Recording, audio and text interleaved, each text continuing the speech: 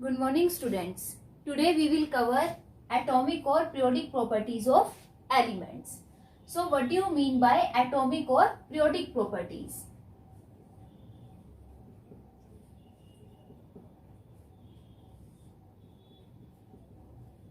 Periodicity हमने अपने previous lectures में किया था that periodicity means repetition of physical and chemical properties after a regular interval of time. ठीक है, periodicity means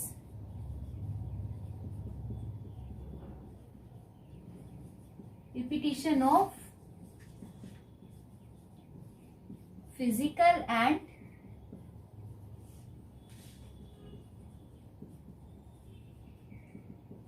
chemical properties of elements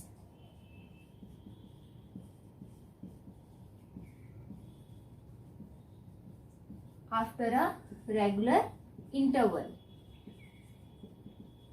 in periodic table. ठीक है, और जो रेगुलर इंटरवल था, रेगुलर इंटरवल हमारा क्या था, दैट इज 2, 8, 8, 18, 18, 32, 32. ठीक है, मीन्स आफ्टर 2 फर्स्ट पीरियड में 2 एलिमेंट्स के बाद फर्दर 8 एलिमेंट्स के बाद फर्दर फिर से 8 एलिमेंट्स के बाद जो प्रॉपर्टीज का रिपीटिशन शुरू होगा, that is known as periodicity in properties. Clear है ये? और रिपीटिशन किसकी वजह से आएगा? Repetition is because of electronic configuration. ठीक है, एक रेगुलर इंटरवल के बाद जब आउटर मोस्ट शेल की इलेक्ट्रॉनिक कन्फिग्रेशन हमारी सेम होनी शुरू होगी.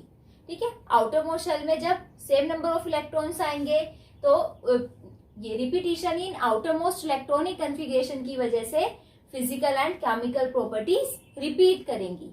क्लियर है ये?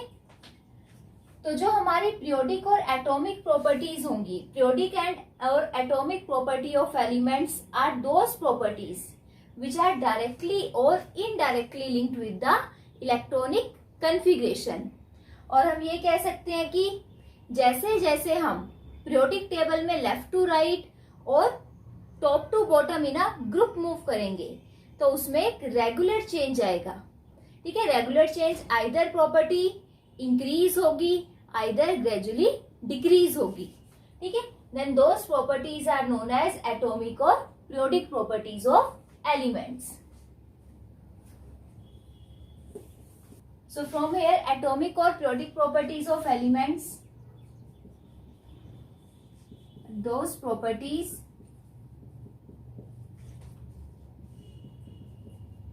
which shows a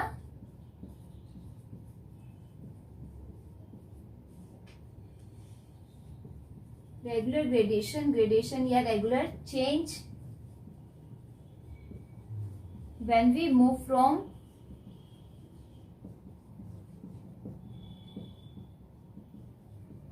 left to right in period or top to bottom in a group. ठीक है, जब भी आप पीरियोडिक टेबल में लेफ्ट टू राइट मूव करेंगे या टॉप टू बॉटम मूव करेंगे तो जो जिन प्रॉपर्टीज में एक रेगुलर चेंज आएगा, that properties are known as atomic और periodic properties. And these properties are directly और indirectly linked with the electronic configuration of element. Is it clear? तो जो हमारी एटॉमिक और पीरियोडिक प्रॉपर्टीज है वो इंडिविजुअल एटम की भी हो सकती है और ग्रुप में भी हो सकती है. इंडिविजुअल एटम की प्रॉपर्टीज हमारी आ जाएगी like atomic radius, ionization enthalpy, electron gain enthalpy. Group में जब हम डिस्कस करेंगे, ग्रुप में हम आपकी प्रॉपर्टीज आ जाती है melting point, boiling point, heat of fusion etcetera.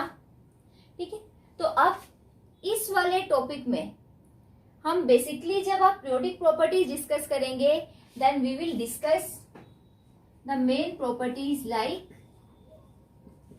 atomic size, ionization enthalpy,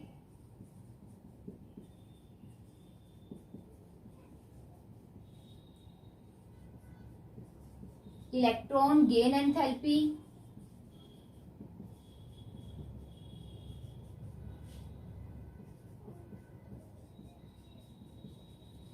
electronegativity,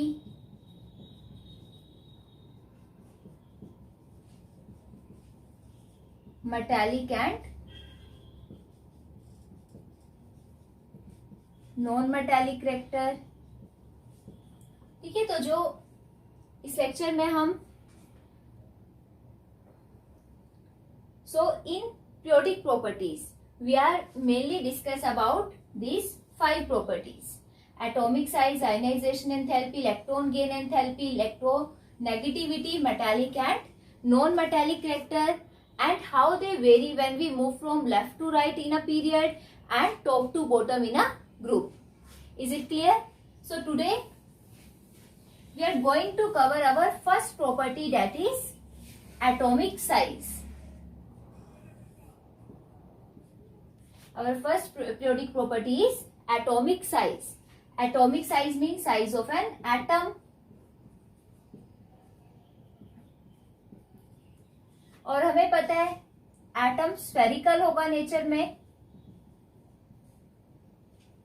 ठीक है, अगर एटम स्फेरिकल है, स्फीयर की फॉर्म में है, तो जो साइज है एटम का, एटॉमिक साइज को आप डिटरमाइन करोगे bye its radius. Size of atom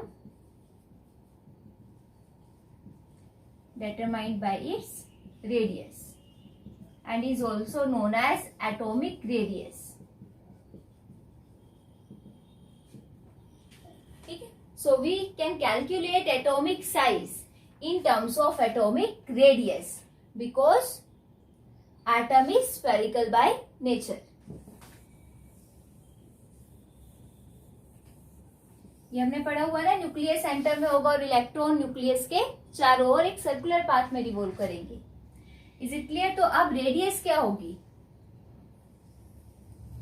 अब स्फीयर की रेडियस आप कैसे कैलकुलेट करते हैं? सेंटर से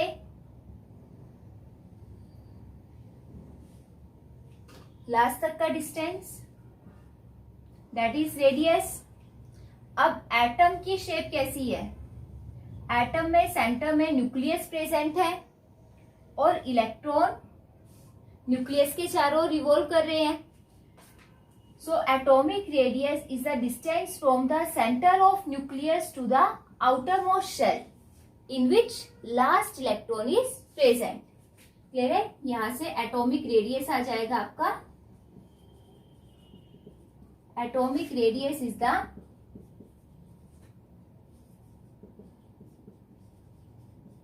distance from the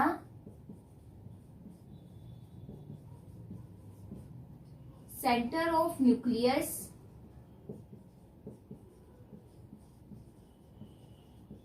to the outermost shell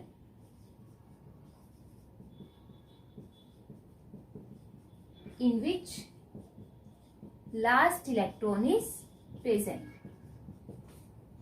कह रहे ये atomic radius centre of nucleus से लास्ट शेल तक के डिस्टेंस को हम कहेंगे एटॉमिक रेडियस। ठीक है, अब अब देखने में तो ये बड़ा सिंपल है कि हमने सेंटर ऑफ न्यूक्लियस से लास्ट शेल तक का डिस्टेंस कैलकुलेट कर लिया और वहां पे हमारे पास एटॉमिक रेडियस आ गई। बट हम एक सिंगल एटम की एटॉमिक रेडियस इतना इजीली कैलकुलेट नहीं कर सकते। इसका रीजन क्या है?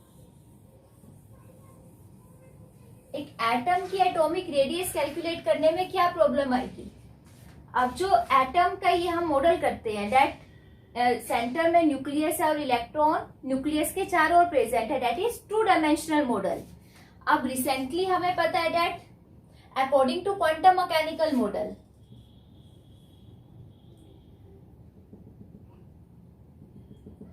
that probability of finding electron is present near is maximum near the nucleus, and as we move away from the nucleus probability of finding electrons start decreasing. जैसे जैसे nucleus से दूर जाते जाएंगे फर्दर प्रोबेबिलिटी डिक्रीज होती जाएगी। तो अब जहां पे जिस रीजन में इलेक्ट्रॉन को फाइंड आउट करने की प्रोबेबिलिटी मैक्सिमम होगी से 90% होगी, तो उस रीजन के अराउंड हम एक बाउंड्री ड्रॉ करेंगे and that is known as atomic orbital, that is in 3 dimensional axis. ठीक है, तो अब जो हमारे पास रिसेंट एटॉमिक मॉडल है उसके अकॉर्डिंग हम इलेक्ट्रॉन की प्रोबेबिलिटी फाइंड करते हैं और we know that probability of finding electron can never be zero. ठीक है, इलेक्ट्रॉन को फाइंड आउट करने की प्रोबेबिलिटी कहीं पे भी जीरो नहीं हो सकती। हमने इस बाउंड्री तक कहा कि यहाँ तक 90% इलेक्ट्रॉन्स मिलेंगे, बट उसके बाद, इस बाउंड्री के बाद जीरो इलेक्ट्रॉन तो नहीं है। हम एटॉमिक रेडियस में कह रहे हैं सेंटर ऑफ न्यूक्लियस से लास्ट इलेक्ट्रॉन तक का डिस्टेंस। तो लास्ट इलेक्ट्रॉन, अब मेरे अकॉर्डिंग ये भी हो सकता है। अगर कोई दूसरा पर्सन कैलकुलेट करे तो वो बाउंड्री थोड़ी सी आगे भी ड्रॉ कर सकता है। ठीक है, तो प्रोबेबिलिटी कभी भी जीरो नहीं हो सकती, तो इसलिए एग्जैक्ट वैल्यू आप एटॉमिक रेडियस की कैलकुलेट नहीं कर सकते। सेकंड रीजन आ जाएगा अब जो मोस्टली एलिमेंट्स है लाइक हाइड्रोजन, फ्लोरीन, क्लोरीन, ये नेचर में कभी भी प्योर एटॉमिक फॉर्म में हमें नहीं मिलते। ये हमेशा इनके मोलिकुलर फॉर्म में मिलेंगे like H2, F2, Cl2, N2, O2 etcetera. और मोलिकुलर फॉर्म में फर्दर H2 अगर ये है, they are stable in their molecular form. तो अगर हमें एक एटम की रेडियस कैलकुलेट करनी है तो हमें हाइड्रोजन एटम को उसके मोलिक्यूल से अलग सेपरेट करना पड़ेगा। अब जब आप उसको सेपरेट करोगे then it become highly unstable. Atomic form में ये हमेशा अनस्टेबल रहेंगे। एटम को मोलिक्यूल से सेपरेट करना ये हमारे लिए बहुत ज्यादा डिफिकल्ट होगा। Is it clear? तो because probability of finding electron can never be zero, or it is just impossible to separate atom from its molecule for finding the atomic radius. Is it clear? So because of these reasons we are not able to determine atomic radius more accurately.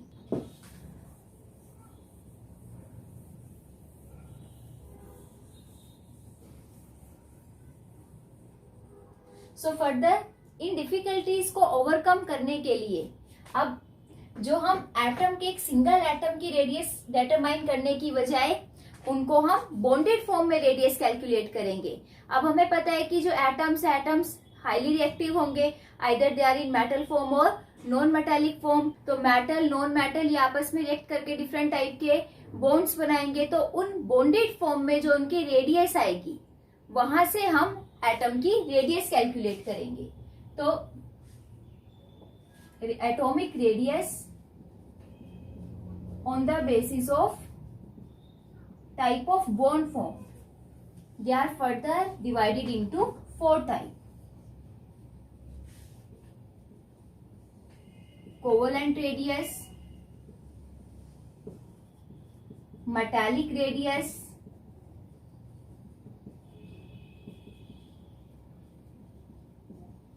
van der Waals radius and ionic radius. Covalent radius in case of covalent bond, metallic radius in case of metallic bond, van der Waals radius in case of van der Waals forces of interactions, and ionic radius is calculated in terms of ionic bond. So let us discuss this radius one by one. So first is covalent radius.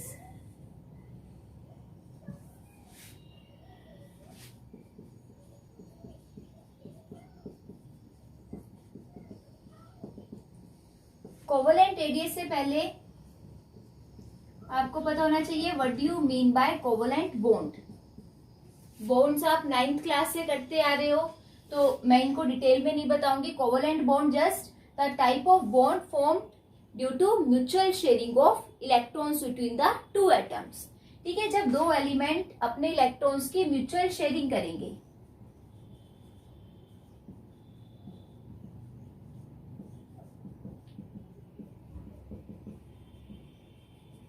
ठीक है, the bond form due to mutual sharing of electron between the atoms. एक simple से example ले लेते हैं like hydrogen.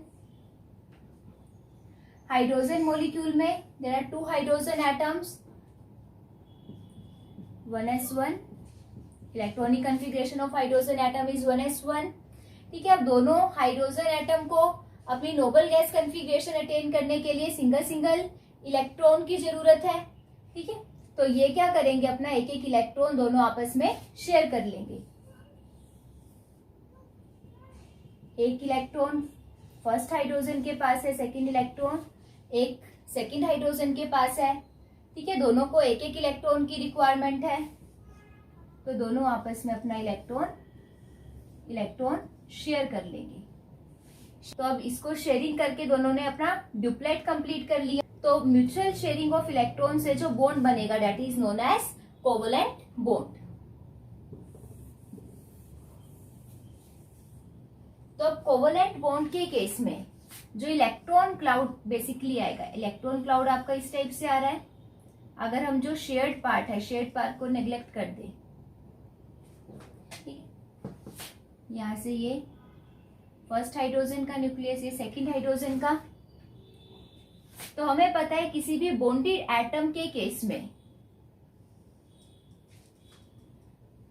जो न्यूक्लियाइज के बीच का डिस्टेंस होगा that is known as bond length.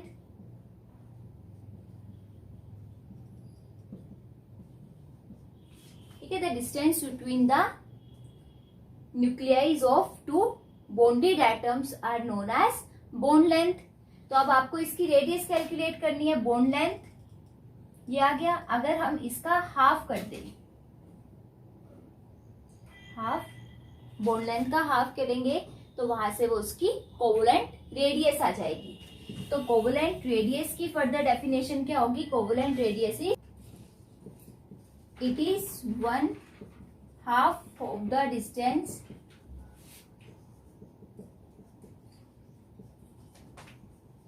between the center of nuclei of two covalently bonded atoms। ठीक है, जो दो कोवलेंटली बॉन्डेड एटम्स के न्यूक्लियाई के डिस्टेंस का half that is known as covalent radius. Covalent radius covalent bonded atoms के case में हम देखेंगे कोवलेंट बॉन्ड कैसे बनेगा, by the mutual sharing of electron. अगर शेयरिंग होगी तो कुछ ना कुछ पार्ट शेयर होगा, ठीक है। तो दो न्यूक्लियस के बीच का जो डिस्टेंस है that is known as bond length. तो बॉन्ड लेंथ का जो हाफ होगा that is known as covalent radius. Is it clear? Second radius is metallic radius।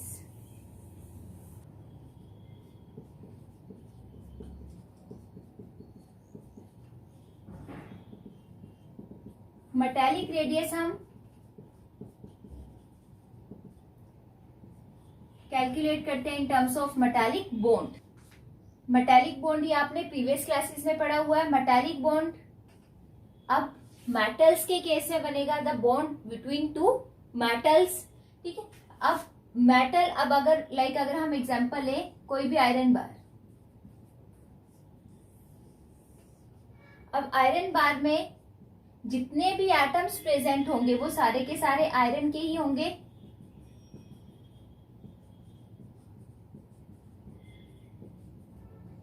Now we know metal have tendency to loss electron easily, that means metals में जो nucleus और last shell के में electron के बीच में interaction कम होगी, electron को इजिली रिलीज कर सकते हैं। इलेक्ट्रॉन को रिलीज करेगा तो रिलीज करने के बाद मेटल के पास एक फ्री स्पेस आएगा, और जब भी इलेक्ट्रॉन रिलीज करने के बाद जो फ्री स्पेस बनेगा, ठीक है, हम ये सजेस्ट करके चलते हैं that the free space which are left by the removal of electron is carry positive charge, and that positive charge,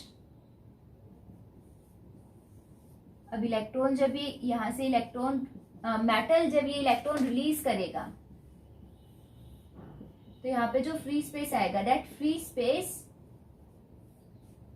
carry positive charge and it is known as colonel.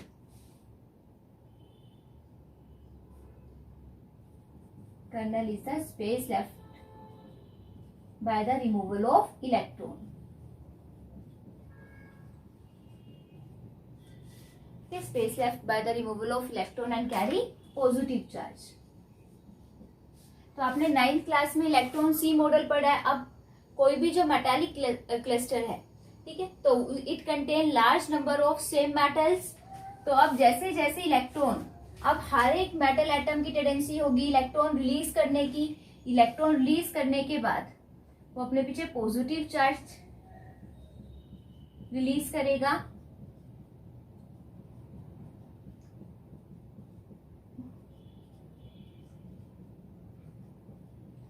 और ये जो इलेक्ट्रॉन रिलीज होंगे ये free electrons होंगे, easily movable electrons होंगे। Clear है ये?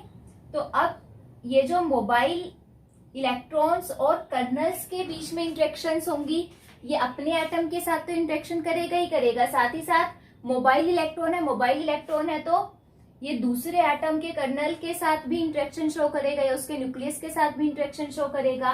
Similarly जो due to the interactive forces between the mobile electron and the kernels of the metal atom, उनके बीच में इंटरेक्शन की वजह से जो बॉन्ड बनेगा that is known as metallic bond. और मेटालिक बॉन्ड की वजह से जितने भी मेटल एटम्स है वो आपस में एडजेसेंट ये अटैच होके रहेंगे।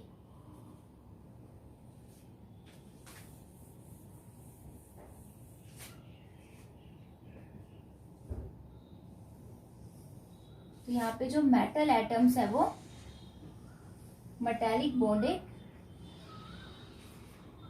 में दो मेटल एटम एडजेसेंट पोजीशन पे रहेंगे।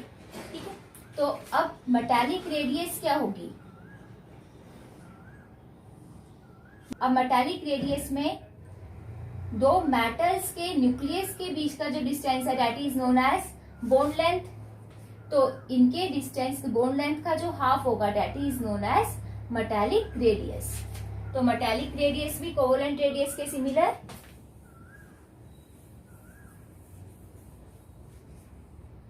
So metallic radius is also 1/2 of the distance internuclear distance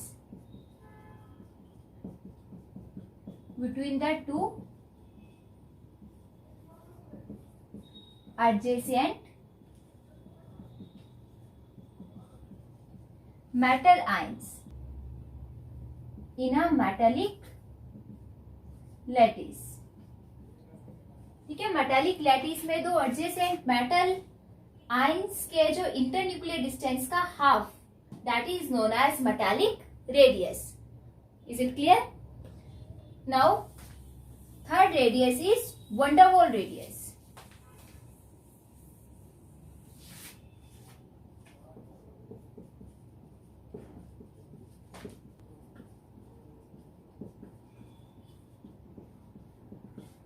van der Waals radius हम चेक करते हैं in case of van der Waals interactions. अब van der Waals interactions these are very weak forces of interactions.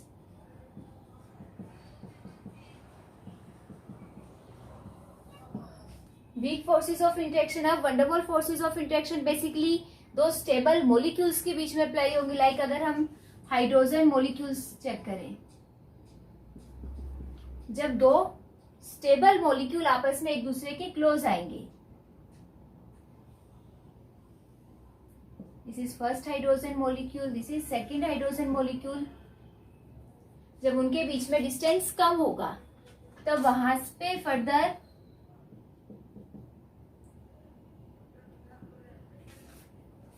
एक molecule का जो nucleus है वो सेकेंड मॉलिक्यूल के इलेक्ट्रॉन को अपनी तरफ अट्रैक्ट करेगा। सिमिलरली सेकेंड के न्यूक्लियस और इलेक्ट्रॉन के बीच में कुछ ना कुछ फोर्सेस ऑफ इंटरेक्शन होगी, बट स्टेबल है तो वो आपस में कोई भी बॉन्ड शो नहीं करेंगे। ठीक है, तो जैसे जैसे ये आपस में एक दूसरे के क्लोज आएंगे तो जो weak forces of interaction apply होंगी between the two molecules that is known as van der Waals forces of interaction.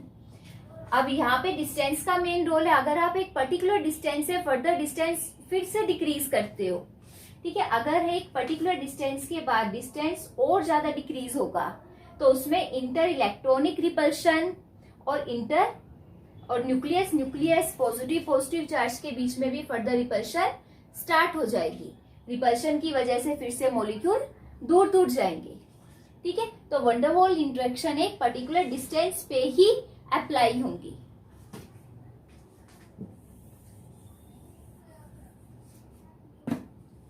तो यहां से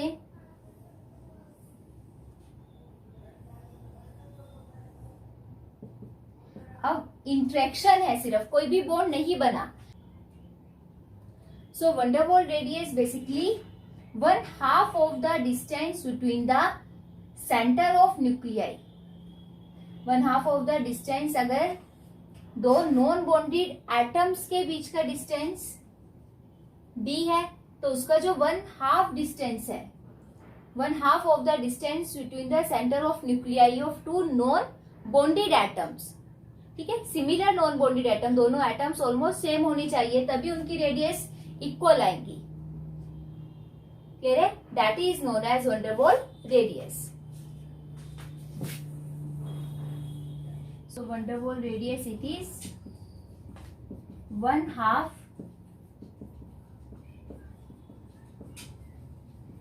of the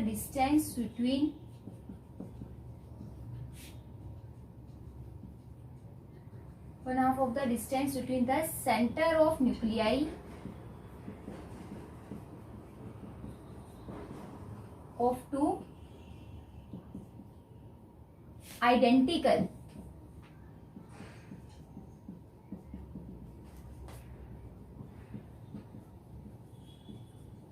non-bonded atoms.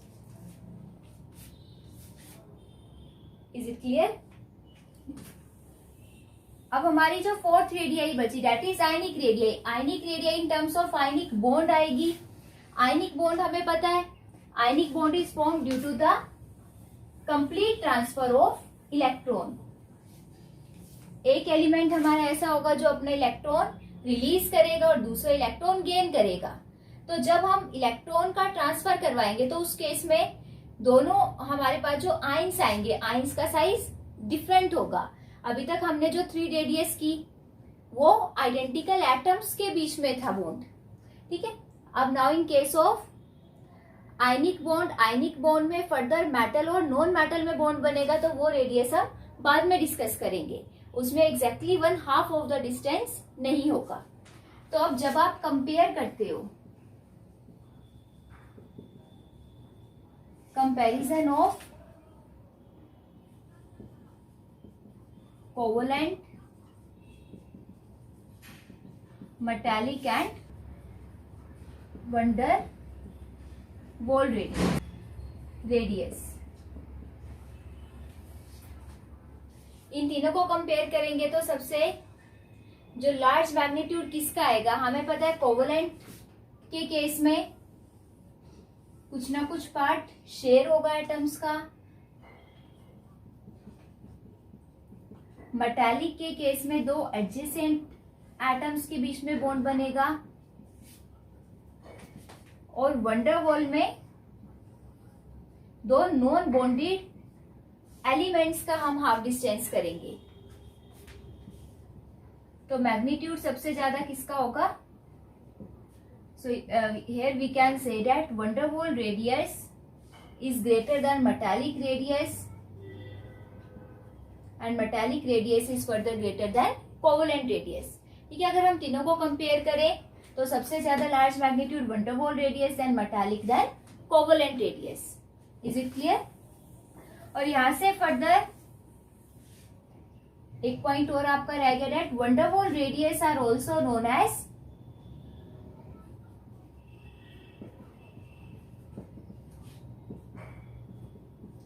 Inert gas radius. जो हमारी नोबल गैसेस है like helium, neon, argon, krypton, noble gases भी हमारी stable configuration में है. स्टेबल कॉन्फ़िगरेशन में they do not have tendency to loss और गेन इलेक्ट्रॉन. तो जब हम दो नोबल गैसेस को अगर like if two helium molecule came close together तो इनके बीच में भी further week forces of interaction ही होंगी. इनकी टेंडेंसी ना तो किसी की इलेक्ट्रॉन लॉस करने की ना इलेक्ट्रॉन गेन करने की. Then they show only weak forces of interaction, and these forces of interactions are van der Waals forces. और ये inert gases के बीच में है, so it is also known as inert interaction between the inert gases. और यहाँ से जो रेडियस आएगी that is van der Waals radius और inert gas radius. Now next is variation of atomic radius in periodic table.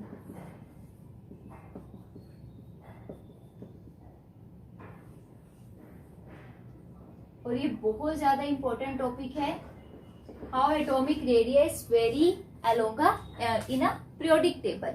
ठीक है, periodic table में हमें पता है हमारे पास दो ग्रुप्स, दो रोज हैं, horizontal and vertical row. Horizontal row is known as period and vertical row is known as group. तो हम फर्दर पीरियड और ग्रुप में अलग अलग वेरिएशन देखेंगे। तो सबसे पहले फर्स्ट इज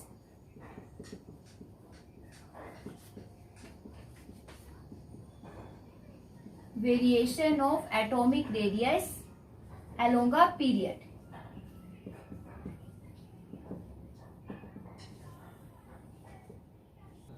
तो जब आप पीरियड की बात करते हैं, पीरियड में हम बेसिकली सेकंड पीरियड की बात करेंगे।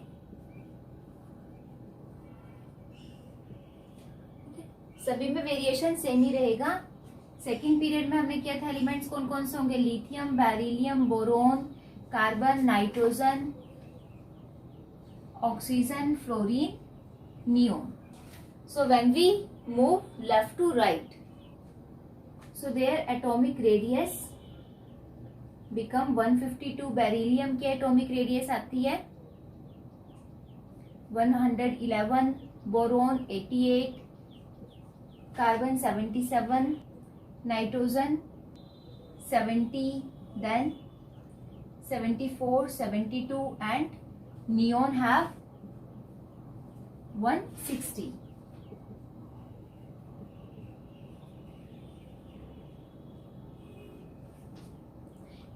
तो अगर आप इनकी एटॉमिक रेडियस, अब ये जो एटॉमिक रेडियस की वैल्यू है that is of their covalent radius. ठीक है, जब आपने कोवेलेंट बॉन्डेड फॉर्म में इनकी रेडियस कैलकुलेट की, अगर हम इनकी वैल्यूज को फर्दर चेक करते हैं तो generally when we move from left to right, in general lithium to beryllium, boron, carbon, nitrogen atomic radius decrease हुई।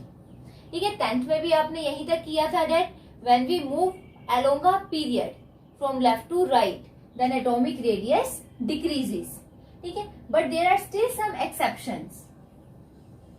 Nitrogen, carbon to nitrogen atomic radius decrease हुई, बट जब हम नाइट्रोजन से oxygen की तरफ मूव किए फर्दर एटॉमिक रेडियस इंक्रीज हो गई। ठीक है, और नोबल गैस नियोन आपका एक्सट्रीम राइट में प्रेजेंट है, एक्सट्रीम राइट में, तो इसकी एटॉमिक रेडियस सबसे कम होनी चाहिए, बट नोबल गैस की एटॉमिक रेडियस सबसे ज्यादा है। तो अब हम इनके ये रीजन डिटेल में डिस्कस करेंगे। तो सबसे पहले variation of atomic radius, why atomic radius decreases along a period.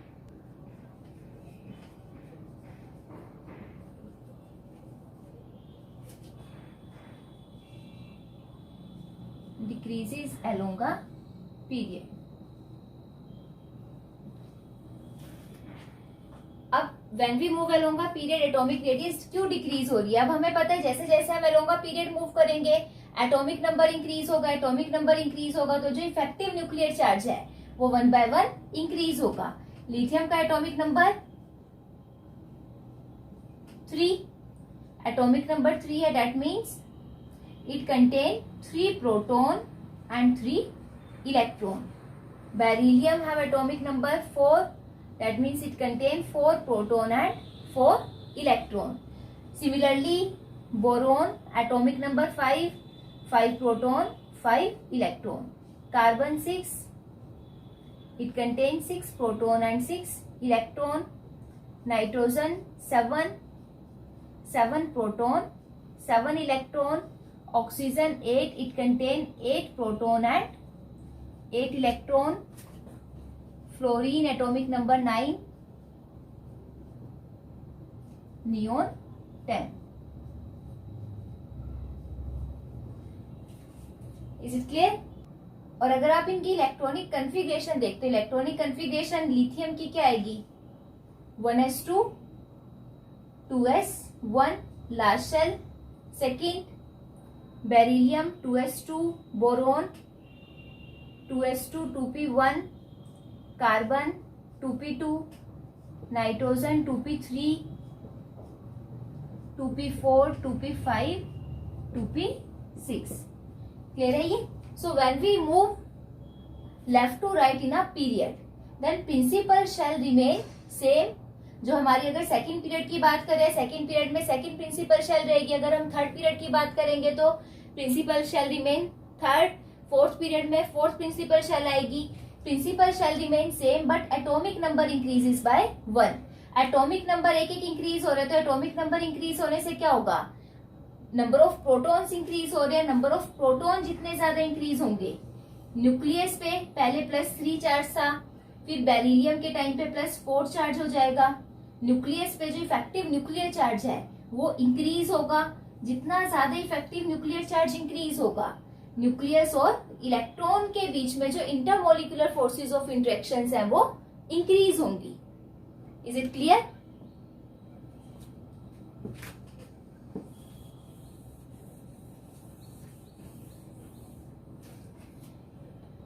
अब जितनी ज्यादा अट्रैक्टिव फोर्सेस इंक्रीज होंगी between the nucleus and electron, जो प्रिंसिपल शेल है, प्रिंसिपल शेल फर्दर न्यूक्लियस के टुवर्ड्स मूव करेगी. ये मैं इधर बना देती हूँ.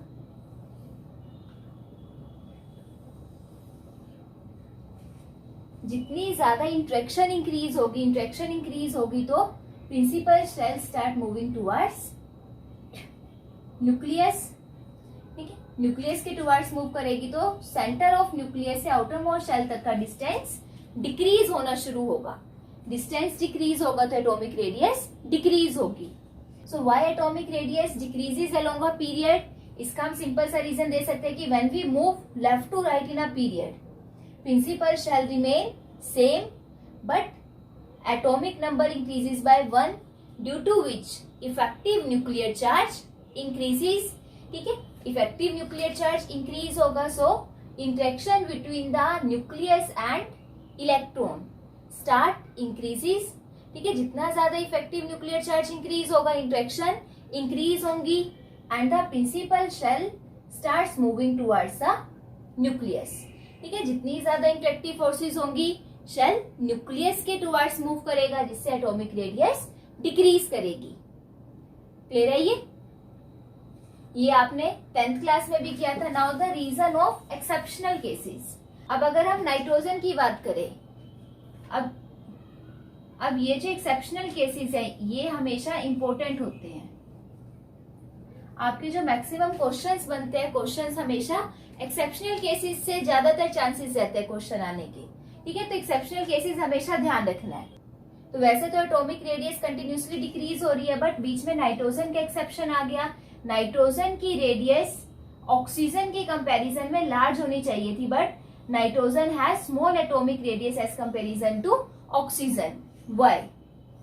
तो यहां से अगर हम इसका रीजन लिख के रहे, अभी हमने किया atomic number of nitrogen is 7, तो electronic configuration 1s2 2s2 2p3. We know that p subshell contain 3 orbital और 2p में 3 इलेक्ट्रॉन है, 3 डीजेनरेट ऑर्बिटल है. तो अकॉर्डिंग टू हंस रूल हर एक डीजेनरेट ऑर्बिटल में एक सिंगल इलेक्ट्रॉन एंटर करेगा with their parallel spin.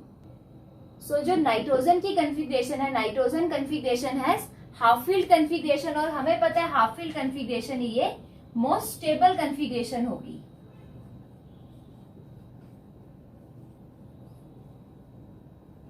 Most stable configuration है. सेकेंड, अब यहाँ पे सारे के सारे इलेक्ट्रॉन आपके पैरेलल स्पिन में मूव कर रहे हैं. लास्ट शेल में जो लास्ट ऑर्बिटल है p ऑर्बिटल, यहाँ पे 3 इलेक्ट्रॉन है और 3 इलेक्ट्रॉन तीनों डीजेनरेट ऑर्बिटल में सेम स्पिन में है. सेम स्पिन में होने की वजह से इंटर इलेक्ट्रॉनिक रिपल्शन लेस होगी. तो in case of nitrogen we can say that the effective nuclear charge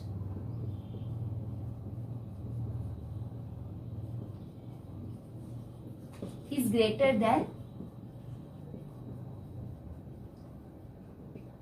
inter-electronic repulsion. ठीक है, तो in case of nitrogen because of most stable half field configuration its effective nuclear charge is greater than inter-electronic repulsion. But अगर हम oxygen की बात करते हैं, oxygen के केस में फर्दर p में 1 इलेक्ट्रॉन और एंटर कर जाएगा, तो इसमें हाफ फील्ड से 1 इलेक्ट्रॉन एक्स्ट्रा होगा. तो एक ऑर्बिटल में 2 इलेक्ट्रॉन प्रेजेंट होंगे विद देयर अपोजिट स्पिन। तो अपोजिट स्पिन में इलेक्ट्रॉन होने की वजह से फर्दर उनमें इंटर इलेक्ट्रॉनिक रिपल्शन इंक्रीज करेगी, और फर्दर यहाँ से इसकी जो स्टेबिलिटी है, ये इसने अपनी हाफ फील्ड स्टेबिलिटी भी लॉस कर दी है। हाफ फील्ड स्टेबिलिटी से एक इलेक्ट्रॉन एक्स्ट्रा आया, तो हाफ फील्ड स्टेबिलिटी से इलेक्ट्रॉन एक्स्ट्रा होने की वजह से now it's effective nuclear charge, the magnitude of effective nuclear charge become less than the inter electronic repulsion.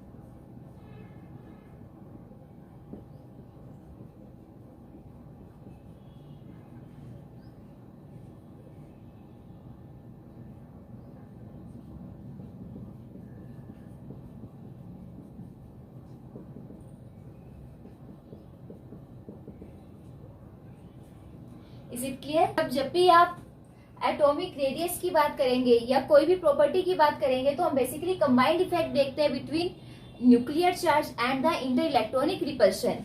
जैसे जैसे हम ये कह रहे हैं कि जब आप एलोंगा पीरियड मूव कर रहे हो, एटॉमिक नंबर इंक्रीज होने से नंबर ऑफ प्रोटॉन इंक्रीज हुए, नंबर ऑफ प्रोटॉन इंक्रीज हुए तो इफेक्टिव न्यूक्लियर चार्ज इंक्रीज हुआ, but along with number of proton number of electrons भी तो इंक्रीज हो रहे हैं, और शेल रिमेन सेम।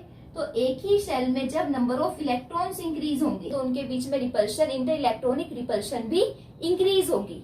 तो अब जो साइज है वो हम कंबाइंड इफेक्ट देखेंगे between magnitude of effective nuclear charge and the magnitude of inter electronic repulsion. तो नाइट्रोजन तक इफेक्टिव न्यूक्लियर चार्ज का मैग्नीट्यूड ज्यादा होगा as comparison to the inter electronic repulsion. But जैसे हम ऑक्सीजन पे जाएंगे, now the p shell contain 4 electron, इसमें हाफ फील्ड स्टेबिलिटी से एक इलेक्ट्रॉन एक्स्ट्रा आ गया है। इलेक्ट्रॉन एक्स्ट्रा आने की वजह से फर्दर इसमें इंटर इलेक्ट्रॉनिक रिपल्शन का मैग्नीट्यूड इफेक्टिव न्यूक्लियर चार्ज के मैग्नीट्यूड से ग्रेटर होगा।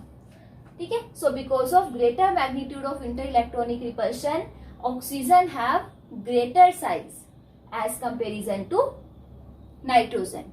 अब सेकेंड रीजन आपका आ जाता है कि नोबल गैसेस का साइज सबसे स्मॉल होना चाहिए एक्सट्रीम राइट हैंड साइड पे है, बट इनका साइज सबसे लार्ज क्यों होगा?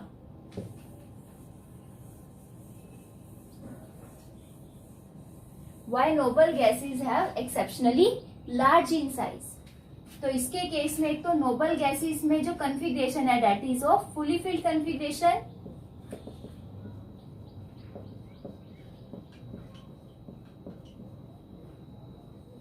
फुली फिल्ड कन्फिग्रेशन में अब आपकी शेल साइज तो सेम है। सेकंड शेल की बात करें, अब सेकंड शेल में 8 इलेक्ट्रॉन एक साथ प्रेजेंट है।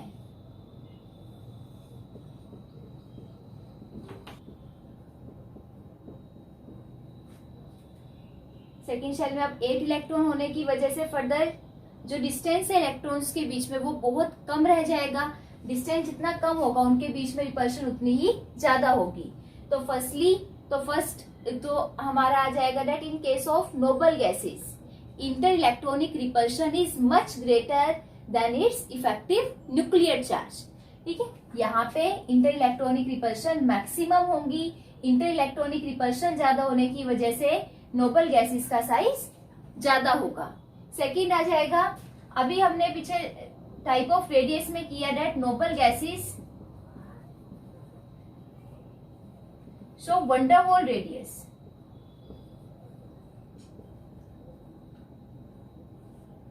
और वंडरवॉल रेडियस का मैग्नीट्यूड बाकी सभी रेडियस के कंपैरिजन में सबसे मैक्सिमम होगा। अभी हम यहाँ पे जितने भी एलिमेंट्स ले रहे हैं उनकी रेडियस हम कैलकुलेट कर रहे हैं कोवलेंट रेडियस। ठीक है, और नोबल गैस के एटॉमिक रेडियस हम कैलकुलेट करेंगे इन terms of their van der Waals radius. Is it clear? So Nobel gases का एक्सेप्शनली लार्ज साइज होगा because of its fully filled configuration in the same shell number of electron become maximum। fully filled configuration है तो number of electron maximum आएंगे, तो inter electronic repulsion is greater than effective nuclear charge। and second noble atomic radius of noble gases is calculated in terms of their van der Waals radius, not covalent radius, and the magnitude of van der Waals radius is maximum as comparison to the another radius। Clear है ये? Next is variation of atomic radius along a group. Group में जब आप top to bottom move करोगे तो atomic radius में किस type से वेरिएशन होगी. तो अगर हम फर्स्ट ग्रुप एलिमेंट्स की बात करते हैं, hydrogen, lithium, sodium, potassium, rubidium, caesium, francium, इनकी अगर इलेक्ट्रॉनिक कन्फिग्रेशन देखें, hydrogen 1s1, lithium 1s2 2s1, sodium की last shell 3s1, potassium 4s1, rubidium 5s1, caesium 6s1, francium की लास्ट शेल आपकी आएगी, लास्ट इलेक्ट्रॉन 7th s में enter करेगा. So when we move top to bottom in a group, number of electron in the last shell remain same, but principal shell increases 1 by 1. Hydrogen से जब आप lithium की तरफ move करोगे, hydrogen में principal shell first shell थी, lithium में second, sodium third, potassium fourth, rubidium fifth, caesium six. ठीक है. तो जैसे जैसे हम नेक्स्ट शेल पे मूव कर रहे हैं, हाइड्रोजन में पहले फर्स्ट शेल में एक सिंगल इलेक्ट्रॉन था, लिथियम में फर्दर 2 शेल्स आ गई, सोडियम में 3 शेल्स आ जाएंगी. तो जैसे जैसे प्रिंसिपल शेल इंक्रीज होगी, ये अंडरस्टूड है दैट सेंटर ऑफ न्यूक्लियस से आउटर मोस्ट शेल तक का डिस्टेंस ऑटोमेटिकली इंक्रीज हो जाएगा, साइज इंक्रीज होगा. So when we move from top to bottom, atomic size always increases. Atomic size increases when we move from top to bottom in a group. Is it clear? So variation किस type से होगी? Period में left to right move करते हुए atomic radius decrease होगा, और group में top to bottom move करते हुए एटॉमिक रेडियस ऑलवेज इंक्रीजेस. और पीरियड में अगर हम एक्सेप्शनल केसेस की बात करें तो वो होगा group 15 elements, that is nitrogen, phosphorus etcetera and noble gases.